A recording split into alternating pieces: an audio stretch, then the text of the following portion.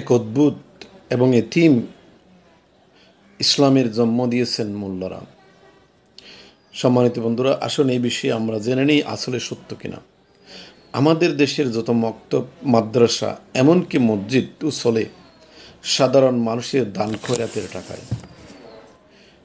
আল্লাহর গড় মসজিদ নির্মাণ থেকে শুরু করে খতিব, ইমাম, মুয়াজ্জিনদের বেতন পর্যন্ত দেওয়া হয় দান খয়রাতের টাকা থেকে।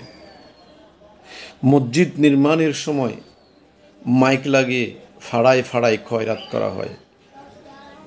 আর উন্নয়নের নামে, মসজিদ উন্নয়নের নামে এসি, টাইলস, ফ্যান বা কারুকার্য করার জন্য সমাজভিত্তিক চাঁদাও তোলা হয়। হাফেজখানা, এতিমখানা চালানোর নামে প্রতিনিয়ত কোমলমতি শিক্ষার্থীদের দিয়ে ভিক্ষাবৃত্তি করানো হয়। হে মুসলিম সমাজ, একবার চিন্তা করে দেখুন দেশের আলেম সমাজ কতটা নেমে গেছে।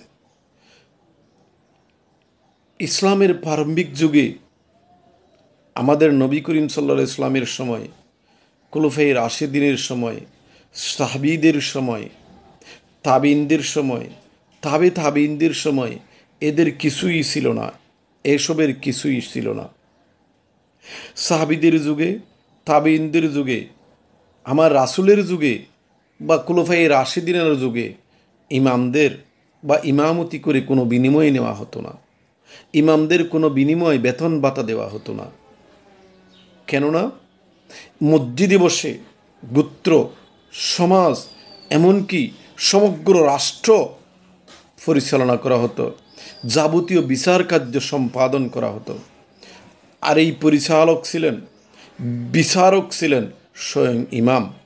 তো ইমাম যদি কোনো বিনিময় গ্রহণ করে, ইমাম যদি কোনো বেতন ভাতা গ্রহণ করে, তাহলে নিশ্চয়ই সত্য বলতে ভয় পেতেন, তার কাছ থেকে সত্য আশা করা যেত না।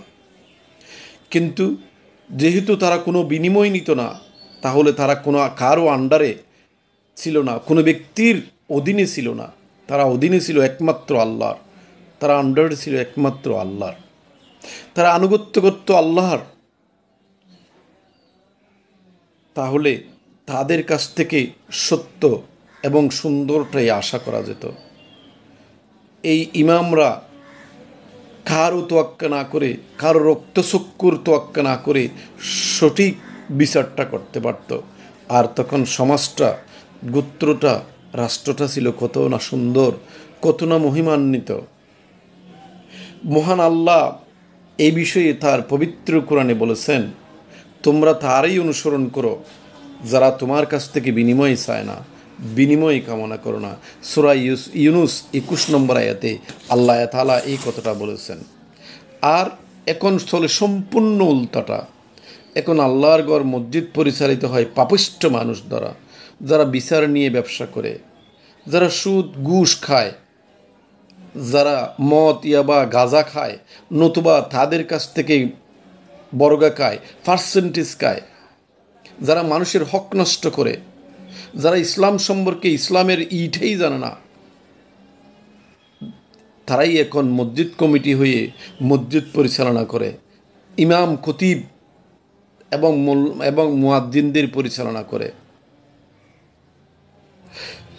আর কিছু আলেম, কিছু ইমাম বা কিছু খতিব যারা সব জেনেও এসব অবৈধ শয়তানের দোসরদের আন্ডারে চাকরি করে, অধীনে চাকরি করে। আমি বলি এটা হারামের চাকরি। তাহলে যদি এরা, এই ইমামরা, এই খতিবরা যদি কারো অধীনে চাকরি করে, তাহলে তার কাছ থেকে কি কোনো সত্য আশা করা যায়? তিনি কি কোনো সত্য বলতে পারবেন? তিনি কি কোনো সঠিক বিচার করতে পারবেন? আমরা কি দেখি, জুমার খুতবায় খতিবরা কোনো ধরনের সত্য কথা বলতে পারবে না, কোনো ধরনের সত্য জানেও তারা বলে না। কেননা যদি তার চাকরি চলে যায়। এই গোলামরা, এই ইমাম নামক গোলামরা, এই খতিব নামক গোলামরা যারা শয়তানের দোসরদের আন্ডারে চাকরি করে, ইসলামটাকেই 12টা বাজিয়ে দিচ্ছে, ইসলামটাকে এই যে আল্লাহর ইসলামটাকে, শান্তিময় ইসলামটাকে ধ্বংস করে দিচ্ছে। এই ভণ্ড গোলাম খতিব ইমামরা আমাদের যে ধর্ম শিখাচ্ছে, ভবিষ্যতের যে প্রজন্মদের যে ধর্ম শিখাচ্ছে, তা আল্লাহ ও রাসূলের ধর্মের সাথে কোনো মিল নাই। এরা নতুন ইসলাম সৃষ্টি করেছে, এরা নতুন ধর্ম সৃষ্টি করেছে, এক অদ্ভুত এতিম কয়রাতি ইসলাম জন্ম দিয়েছে এই গোলাম খতিব ইমামরা। মহান আল্লাহ তাআলা যেন আমাদের সবাইকে সঠিক বুঝ দান করেন, হেদায়েত দান করেন। আমিন। আসসালামু আলাইকুম ওয়া রাহমাতুল্লাহ।